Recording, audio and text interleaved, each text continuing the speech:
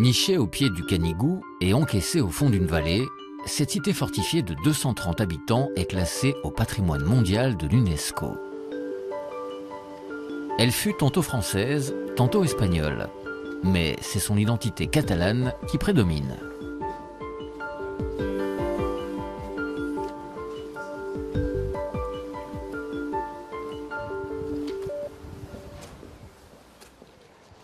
La devise du village, c'est « Non commovebitur », ce qui signifie « Elle restera inébranlable ». Et pourtant, difficile d'imaginer quand on voit Villefranche de Conflans d'ici que cette cité a su résister aux envahisseurs depuis sa création, c'était à la fin du XIe siècle.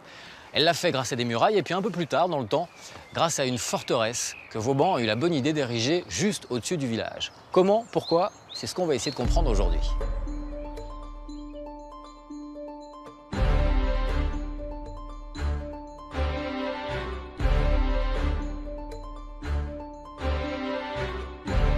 Devant les remparts, je retrouve Nicole, professeur d'histoire. Notre accès au village, c'est le même que faisaient les premiers habitants qui étaient ici il y a 1000 ans. Oui. Ça n'a pas changé, c'est par là qu'on entrait dans Villefranche de Conflans. Voilà, c'était la porte comtale puisque le village a été fondé par un comte de Cerdagne-Roussillon qui s'appelait Guillaume Ramon en 1092, qui est la date de fondation de Villefranche par le comte qui avait un palais comtal à Cornellà. Et Villefranche a été construite pour justement barrer la route des invasions et protéger le palais. Cette porte portait les armes de la ville avec 2 tours et le blason catalan qui était signe de ville royale. Celle-ci a été faite plus tard. 1783, celle-là. Elle a été creusée dans la fortification. Et pourquoi on a changé la porte d'entrée du coup? Parce que les appareils de locomotion étaient certainement plus imposants. On ne pouvait plus passer par là. C'était quoi les instruments de locomotion là? Je ne sais pas, des diligences, des transports de fer à l'époque et des tombereaux... qui étaient plus larges, voilà, et qui passaient pas par là. Beaucoup plus larges que là. Cette porte fonctionnait, était barrée par une herse qui est relevée. Qui est toujours là. Et elle a mené à la rue Saint-Jean, qui a été longtemps appelée Grande Rue. Au plafond de cette porte, il y a eu, à un moment donné, des têtes de comploteurs qui sont restées pour dissuader les gens de comploter plus tard. Voilà, mais on les a décapités, on a accroché leurs têtes là-haut. On a accroché les têtes. C'était les Catalans qui ne voulaient pas rester français. Voilà. C'est bien pour accueillir les gens, ça. Espagnols d'ailleurs. Les couleurs catalanes sont visibles dès l'entrée du village, tout comme au café. Ici, on célèbre également les soldats du feu. Rien d'étonnant. Il est tenu par Joël, un pompier très volontaire. Vous êtes du village donc? Oui, oui. Je suis natif d'ici et normalement jusqu'à la mort. Le plus tard possible alors. Oui, le plus tard possible, oui. Vous aimez bien les pompiers apparemment? Disons qu'en plus de mon métier de cafetier, j'exerce la mission de pompier volontaire. Ici dans la région? Bon, ici, on a un patrimoine forestier et naturel à protéger énorme. Donc en tant que pompier, on a du travail parce qu'il y a des facteurs à risque, ne serait-ce que même accidentogènes par les routes tortueuses. Donc vraiment, on a de l'activité et puis c'est palpitant, moi c'est ma passion. Des hauteurs de Villefranche, on a une vue imprenable sur le Canigou qui culmine à 2784 mètres. Un repère visuel pour toute la région, symbole et fierté de l'appartenance catalane. Il y a un côté apaisant avec la végétation ici. Quand tu étais jeune, tu venais draguer des filles là, dans le coin? Moi, je suis un amoureux de Dame Nature. C'est pas pareil. Voilà, par contre, c'est vrai que cette végétation, on sent qu'en fin d'été, elle est en souffrance, quoi. Là, il y a vraiment un risque d'inflammabilité important, quoi. On a un risque feu de forêt, même à l'automne, quoi. Je te parle des filles, tu me parles de la végétation. C'est vraiment ton amour ici. Ben oui, parce que, bon, après, il faut imaginer que ce territoire, avec beaucoup de bûcherons, d'éleveurs et de pâturages, il y avait beaucoup moins de végétation. C'est la forêt méditerranéenne qui reprend le dessus, quoi. Et c'est pour ça qu'on a plus de feu qu'avant.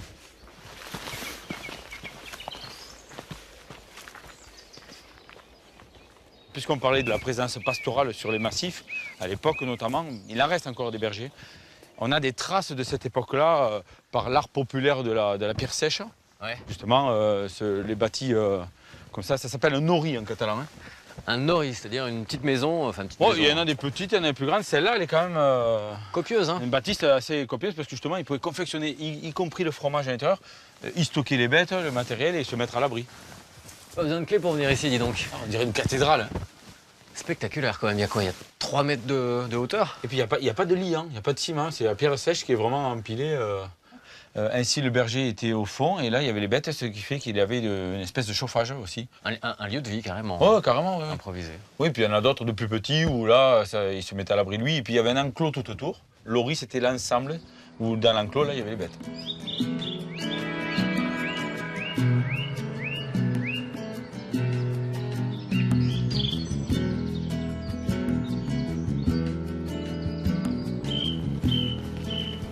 Il y a la mer qui est pas très loin, la Méditerranée, et on est pourtant dans une végétation de montagne déjà. Voilà, tu as de la végétation méditerranéenne, montagnarde, il y a des vignobles pas loin, donc c'est vrai que c'est très varié les Pyrénées-Orientales. C'est un mix. C'est un mix.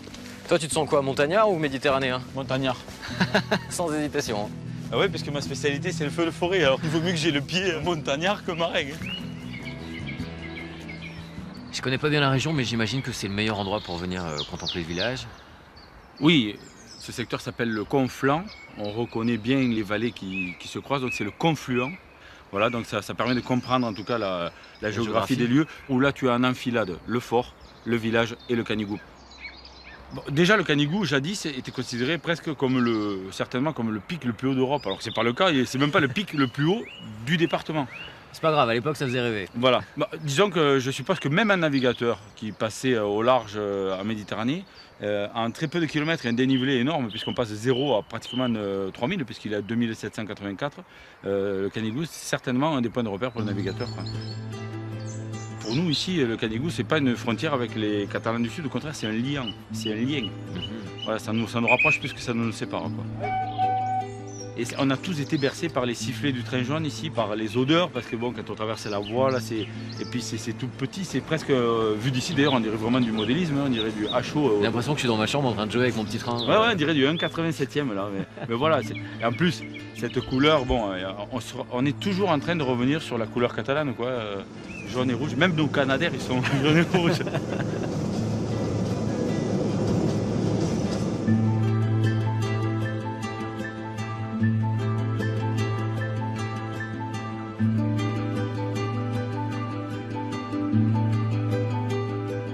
En survolant le village avec le drone, on saisit mieux comment il a épousé le creux de la vallée sans laisser le moindre passage.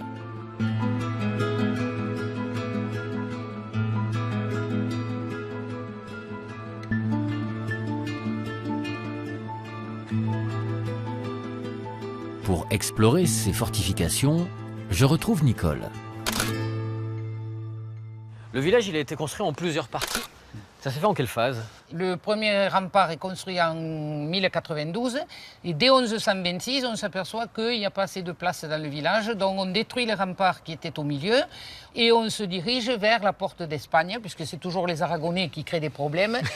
Et là, nous sommes dans le bastion de la Reine, qui est le point extrême du village, côté ouest. Ça, c'est encore époque Moyen-Âge. Côté Espagne. Et c'est encore au Moyen-Âge, puisque c'est Pierre d'Aragon qui a commencé la construction de cette partie en 1330.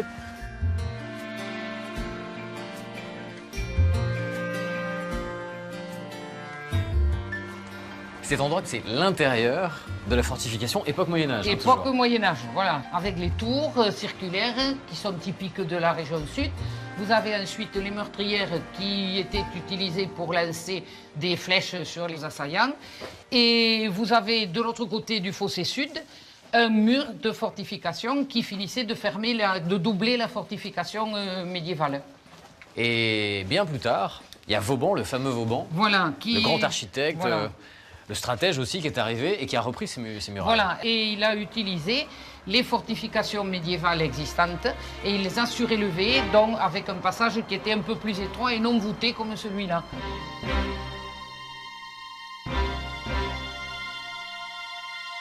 Cette énorme chose là, c'est quoi? C'est un martinet de forge catalane qui, au Moyen-Âge, était l'objet principal pour forger les métaux, laminer, etc. Il fonctionnait avec du charbon de bois comme tiré des forêts avoisinantes et le fer qui venait du Canigou. Ça, c'est une tradition ancestrale. Purement catalane, oui. Il a une taille colossale, c'est un tronc d'arbre entier qui servait dessus. C'est ça, et la roue marchait avec l'eau de la rivière parce qu'en général, ces métallurgies étaient localisées près des cours d'eau.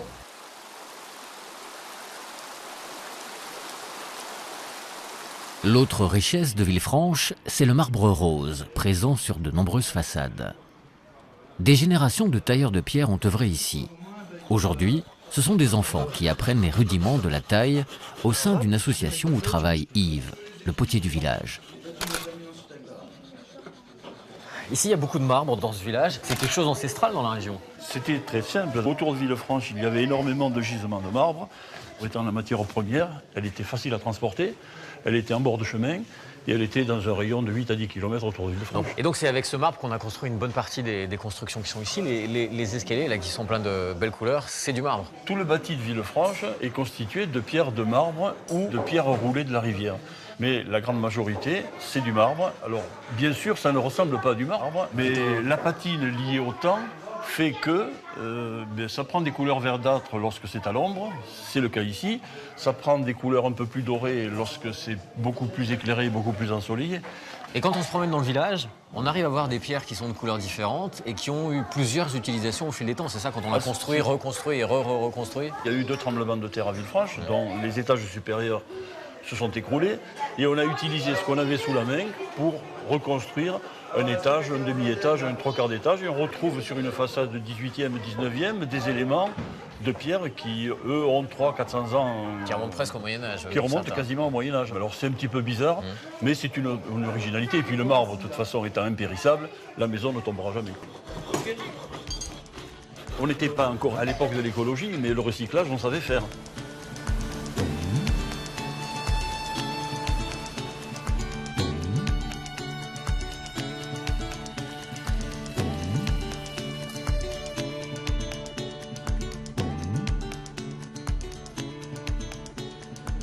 Et ce côté patchwork des pierres, on le retrouve partout dans le village. Là, sur l'église, on voit bien que ça a été fait étape après étape, ou en tous les cas avec des pierres différentes. L'église a été construite à plusieurs époques, c'est-à-dire que la première partie de l'église faisait partie intégrante des remparts, et au fur et à mesure que la population de Villefranche grandissait, ça a été agrandi, ça a été prolongé. Alors malheureusement, les pierres sont bien patinées par les intempéries et le fait qu'elles se déchaussent un petit peu. Mais enfin, on voit vraiment les diverses natures de pierres. Et ça, c'est une trace du passé aussi, les toises qui sont sur le côté. Alors, c'est une particularité de Villefranche. Villefranche, à l'époque des rois de Majorque, était une cité florissante.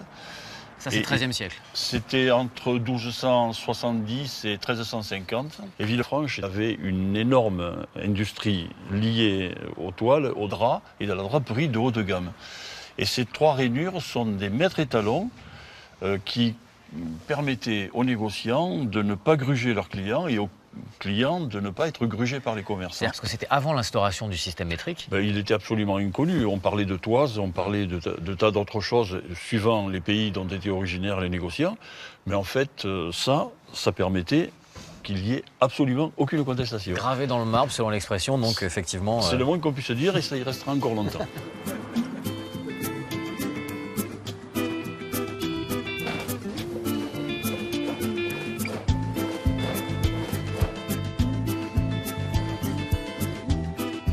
L'artisanat demeure à Villefranche, mais quid de l'identité du village? Ici comme ailleurs, on peut se poser la question. Le village, tu l'as vu beaucoup évoluer, toi qui es né ici? Les mines de fer ont fermé, l'activité ferroviaire a diminué, donc il y a beaucoup moins de gens issus justement du monde ouvrier. Et c'est devenu, avec l'attraction touristique, c'est devenu un village plutôt touristique, avec beaucoup plus de boutiques. De moins en moins d'habitants, l'école, il ne reste plus qu'une classe, mais enfin il nous reste une école. Il nous reste la boulangerie, il y a le bar, et il faut que ça reste encore un village. On n'est pas obligé d'y être né pour l'aimer, le village, mais il faut aimer la pierre, quoi. La pierre et l'histoire et l'âme du village, quoi. Il y a tellement eu de vie avant nous ici, et il y en aura certainement tellement après. Moi j'ai même bu l'eau des ruisseaux, quoi, quand j'étais petit. À bout de bras, il nous reste encore de la vie, donc c'est pour ça qu'il faut surtout se battre pour préserver ce qui reste, quoi.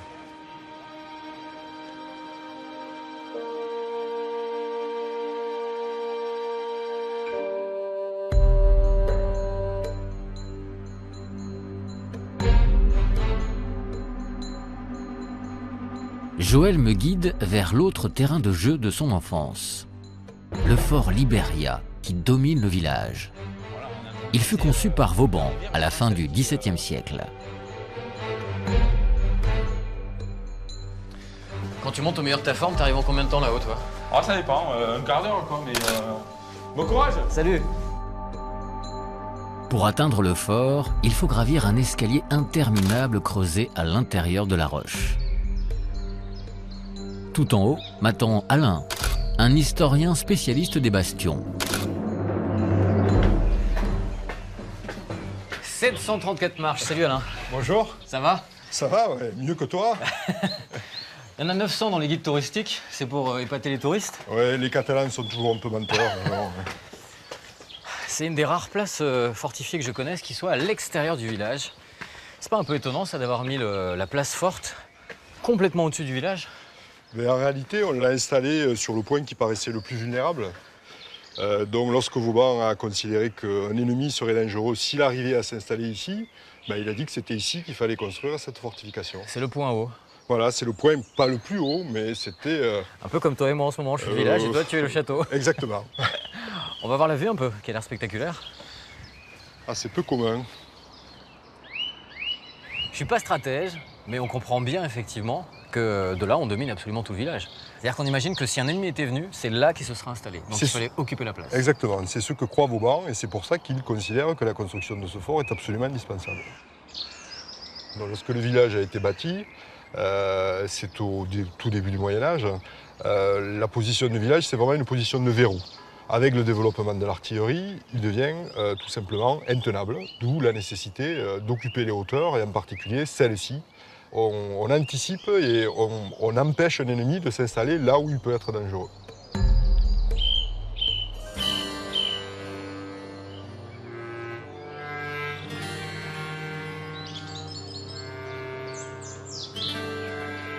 Qui étaient les ennemis dont il fallait se défendre ici? Les Espagnols, puisque la frontière qui est toute proche d'ici, c'est la frontière avec l'Espagne.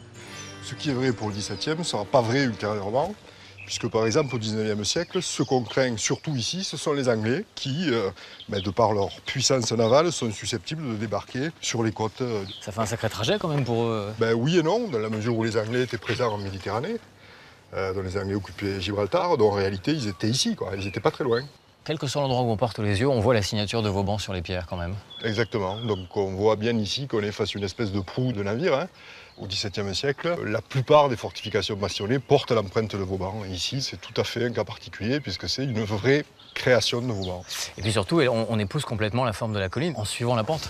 Exactement, c'est une des originalités de ce fort et c'est ce qui montre aussi la capacité de Vauban à s'adapter. C'est qu'en réalité, on peut imaginer que beaucoup d'autres ingénieurs auraient cherché à aplanir la surface et à bâtir une place sur un seul niveau. Ici, donc, qui s'adapte parfaitement à la pente et pense que c'est une force et très probablement, il avait raison.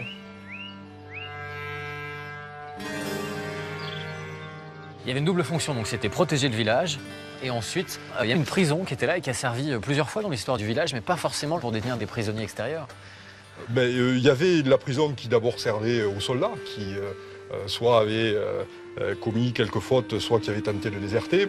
Et puis on a pu avoir aussi des prisonniers qui venaient de l'extérieur, en particulier les fameuses empoisonneuses au cours du règne de Louis XIV à Versailles, qui ont été envoyées en Roussillon. Et certaines y sont mortes. La légende raconte que certaines des comploteuses de l'affaire des poisons croupirent des dizaines d'années dans les geôles du fort Liberia.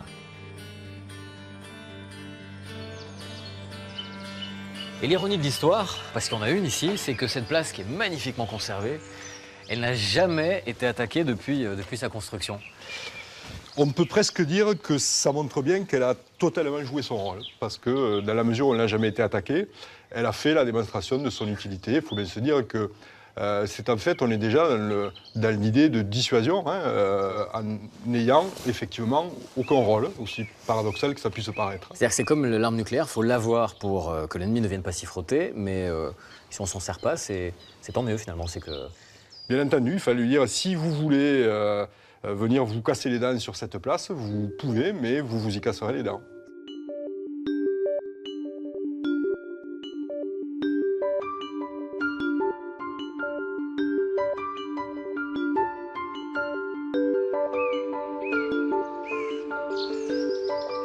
Et la vie du village a été véritablement bouleversée avec l'arrivée du chemin de fer.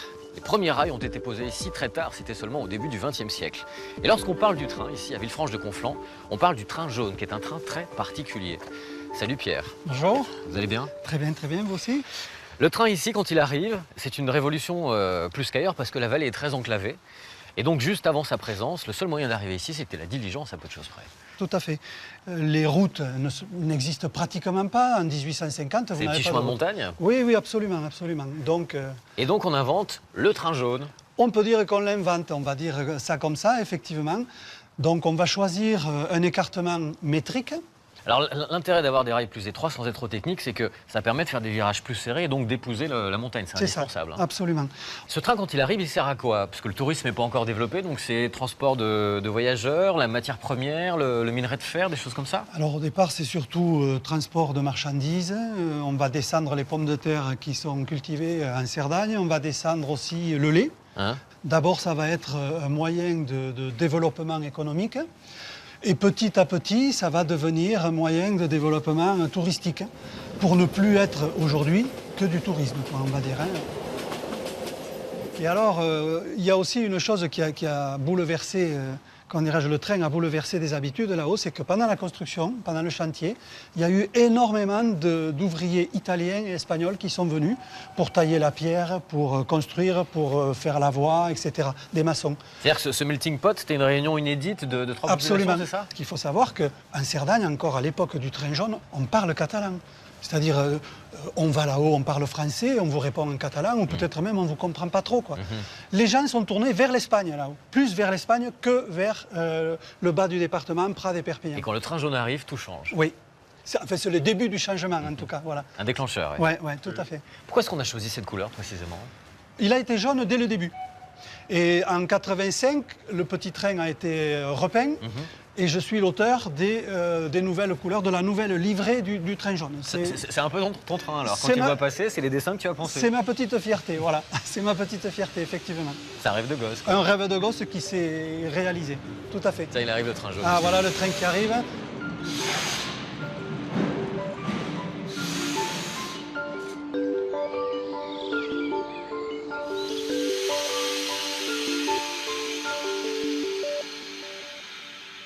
C'est un train qui bat des records, c'est un des plus hauts trains normaux, conventionnels, qui montent en altitude. Alors, ce petit train a la particularité de monter effectivement des pentes de 6% et d'arriver au point culminant de la ligne à 1592 mètres.